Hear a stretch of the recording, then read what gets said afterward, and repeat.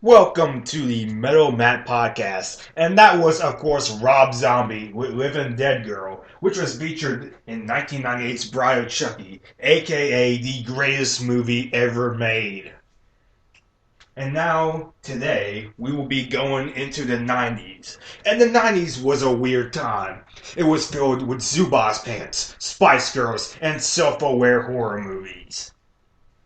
And so now it's time to shoot the shuffle. Number 1, Crank It Up by Brand New Sin from WWE Reckless Intent. This is the Big Show's theme song and it's really good. Number 2, Sunglasses at Night by Corey Hart from First Offense. Really great 80s new wave song. And sometimes it's the first line I think of when I think of the 80s. Number 3, Fly Like an Eagle by Seal from Space Jam. While it is nothing compared to the masterpiece Kiss from a Rose from Batman Forever, it's still quite a great song. A great cover of the Steve Miller Band. Number 4, Fay Ray Come Out and Play by Typo Negative from Bloody Kisses. This isn't really a song, but more of a weird segue. Nevertheless, it's pretty interesting to listen to. Number 5, El Phantasmo, the Chicken Run Blastorama. Hold on. Okay, it doesn't even say the full title of it. El Phantasmo and the Chicken Run Blastorama. I think that's how it goes. Okay, and the Chicken Run Blastorama. Yeah, that's it. So this is a great song. Number 6, Fantasy by Jung Jin the Blackhearts. Flashback. This was actually on my last video, I think. So my iPod must really like putting this song in the top 10, in the first 10. Number 7, Eye of the Beholder by Metallica from And Justice for All. Great 6.5-minute song from Metallica on what I think is their best album. Number 8, The Centennial by Alice Cooper from Dragontown. The closing song to his 2001 album is pretty good. Number 9, Too Fast for Love by Motley Crue from Too Fast for Love. Really great song. Great title song, awesome. And finally, number 10, Rain and Blood! Rain and Blood by Slayer from Rain and Blood. I always wanted to do that. But this is a great thrash metal song. And it just gets crazy and crazy near the end. And it's just an awesome piece of thrash metal. So now Shoot the Shuffle is over, and now it's time to go to the 90s. And the Disney Renaissance had just started, and it's going to be a really interesting thing to do. So now we are starting with a sequel, shocker, and it's The Rescuers Down Under. Not quite sure why this film deserved a sequel, though considering that pretty much every single Disney film has gotten a sequel or a prequel or a midquel, I guess it was just inevitable. I will say that it is better. It is miles better than the original. This time they're in Australia and they're helping a boy save a endangered species eagle, I believe, from a villain voiced by George C. Scott. Again, much like the original, I don't remember too much about it, but I remember enough. It's just not my thing. I will say it's better than the original, but it's just not my movie. So I'm just going to go ahead and move on to really the good movie. A good movie from 1991. You all know it. I know it. That man in the corner right there knows it. And that is Beauty and the Beast. And quite honestly, I don't think there could be a more perfect film. Well, other than Bride of Chucky, of course. But we're not talking about Bride of Chucky right now. We're talking about Beauty and the Beast. So if you want to talk to me about Bride of Chucky, you can hit me up on Twitter. But anyway, and Beauty and the Beast revolves around a prince, I believe, who turns down some type of gypsy and shames her. And the gypsy turns the prince into a beast.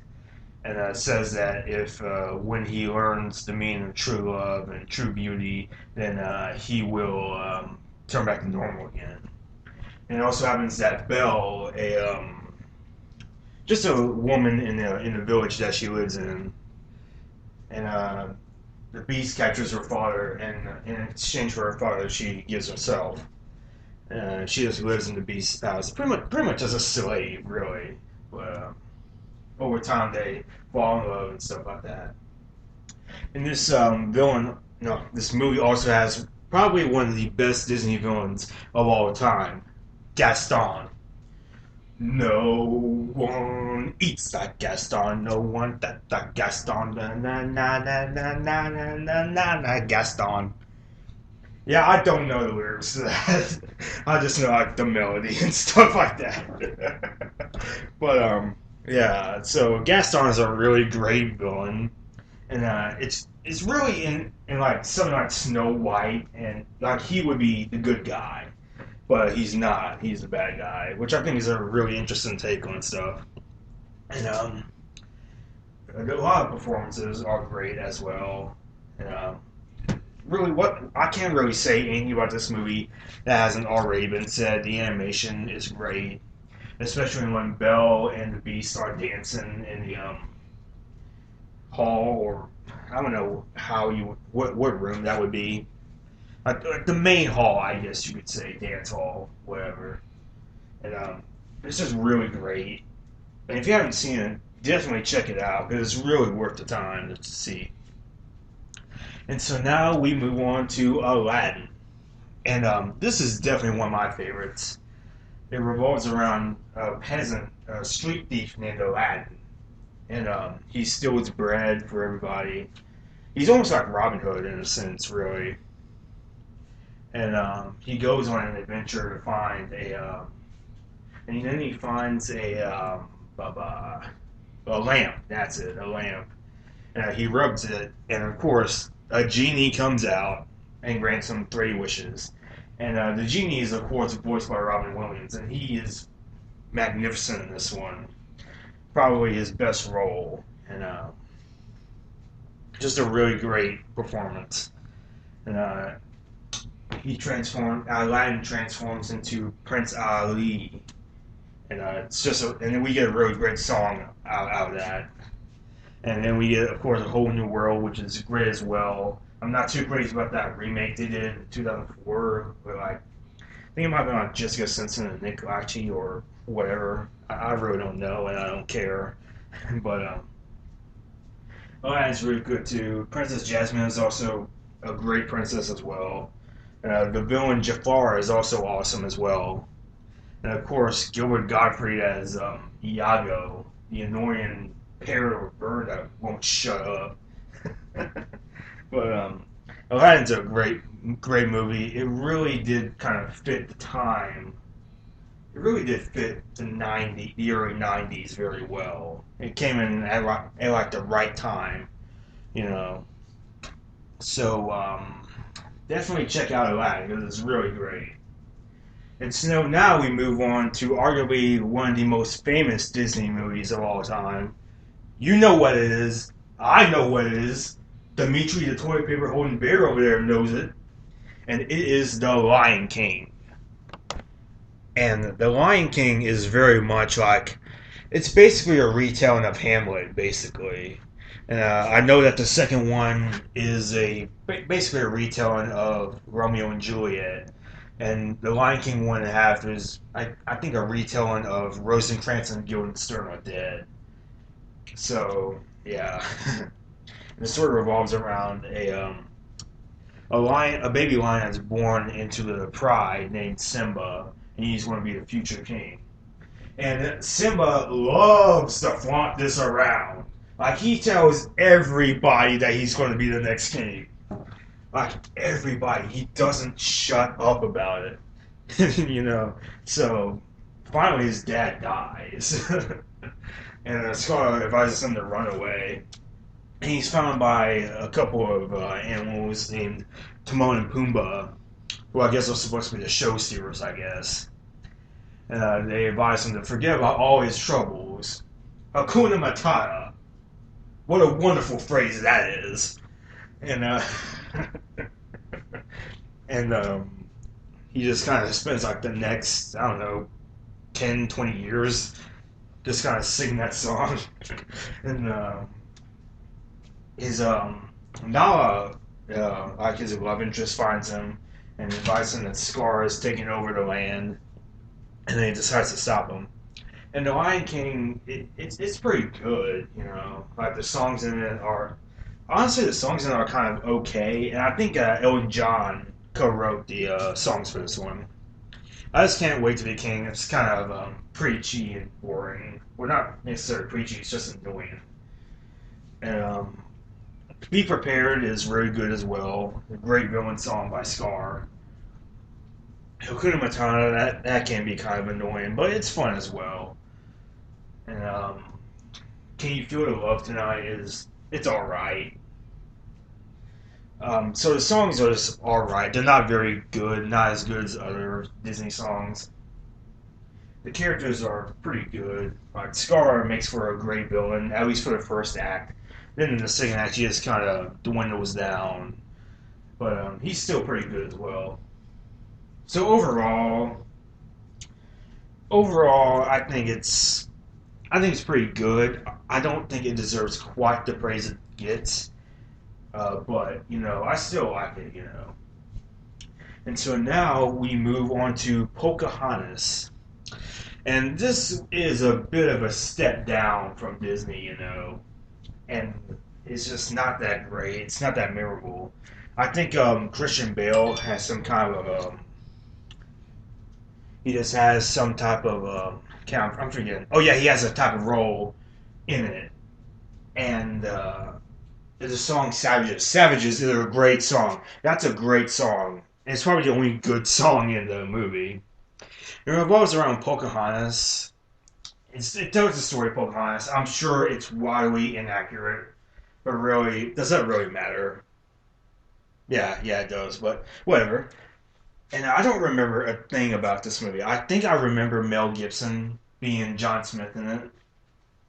But other than that, Christian Bale and Savages, I don't remember too much about it, which probably doesn't say a lot. I remember the animals in it, and the animals I don't think they don't talk, which is kind of strange because like in all the other Disney movies they can talk, but in here they don't. Which, yeah, I mean it doesn't really make any sense, but overall, Pocahontas is kind of a boring movie, and it's really a step down from the other Disney movies. And I don't really remember too much about it. It's very forgettable, so I wouldn't recommend it. And so now we go to Hunchback of Notre Dame. And man, is this movie great. It's a great movie. And I think the original story of Hunchback of Notre Dame was really dark. And they do kind of keep it dark for it. Like Hellfire by what's his name?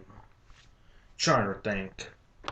Yeah, Frollo, I think his name is. He does a great song, like Hellfire. That's a great villain song. It's pretty dark.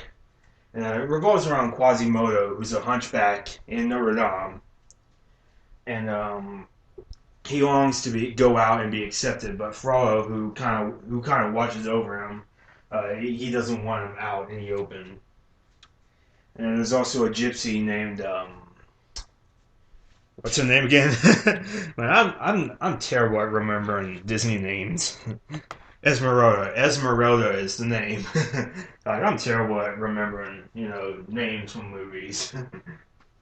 But Quasimodo has a crush on Esmeralda. And there was also this other guy, so it's kind of like a love triangle in a way. And then the final battle between Quasimodo and Frollo is really good. And just the entire movie is just really dark. And Disney really did take a chance on it. They really did take a chance on it. And I don't think it really did that well at the box office. But I think it's a great movie. And it really does show that Disney can do a lot of dark stuff very well. And so I definitely recommend it. It probably wouldn't be the first Disney movie I would recommend. But if you're advanced into Disney, I definitely check this one out because it's really dark but really fun at the same time. And next up, we have Hercules. Ooh, Hercules, Hercules, Hercules. Okay, I cannot do that high-pitched voice very well. Oh, Hercules, Hercules, Hercules. That's more like it. But anyway, I mean, when you're talking about Hercules, you have to do that. But anyway. Hercules is a very interesting movie because it does all types of things. Like this, like the theme of it is Las Vegas kind of stuff. The animation is sort of Las Vegas esque, and the animation I believe was overseen by Gerald Scarfe, who also did the animation for Pink Floyd's The Wall movie. And that's a really good animation style. Definitely really good and interesting. And it's kind of that zero to hero kind of story, kind of that underdog story, kind of like Rocky, where Hercules is kind of brought up from nothing and becomes something. And the villain Hades, played by James Woods, is also really great as well, and just really really funny. And he doesn't really talk like a villain, you know. I mean, it's just really good performance, really good funny performance. And there's also a love interest that can be pretty funny, but other than that, I don't really remember too much, and it's not really worth remembering anyway. It is kind of forgettable, and it's just kind of odd. It's just kind of an odd movie, you know. So I wouldn't really recommend Hercules, and that's not a very good film. And next up, we have Mulan. And I really like this movie. I thought this was a really good movie. It revolves around Mulan, who and her father is supposed to fight in the war, but he's sick, so she decides to take her place and disguise herself as a man. And it's really good. Just that kind of misunderstanding. Everybody thinks she's a man, and it can be really funny. And there's a lot of great songs in there as well. I'll Make a Man Out of You is pretty good. Mr. I'll Make a Man Out of You. And that's really great. There's also A Girl Worth Fighting For. And that's a really good song as well. And the characters are also great as well. Mushu, played by Eddie Murphy, is awesome. And his interactions with the other animals are great as well. And the villain is also kind of forgettable. I think I think he has like two different colored eyes. Like that's the most distinguishing feature about him. And it's really interesting. But I wouldn't say it's the first one I would recommend, but I do think that it doesn't get enough credit. And I do really like it. I do recommend it. And so now we enter the final film of Tarzan. Ugh, okay, I messed it up already. But we enter the last film in the 1990s, and that's Tarzan. And this one is also forgettable as well. I mean, it's really not that great. It's not that great. But it also has some good moments about it. Tarzan and Jane have a very good, kind of good love storyline as well. All the animals are okay, but there's not a lot I remember about it. I do remember the hunter being in it, and I do wish that like the jaguar or cheetah or whatever it's called or whatever it is in here. I wish that would have been the main villain, but whatever. And the hunter villain is just kind of like the stereotypical villain. There's really no layers to him at all. And Tarzan is just kind of this kind of the normal kind of guy, you know. So I don't really recommend Tarzan. It's not that great of a movie. It's not really very memorable. So that's it for this Disney Renaissance. And when I come back, I will be dealing with the 2000s, the new millennium, and I'll see you then.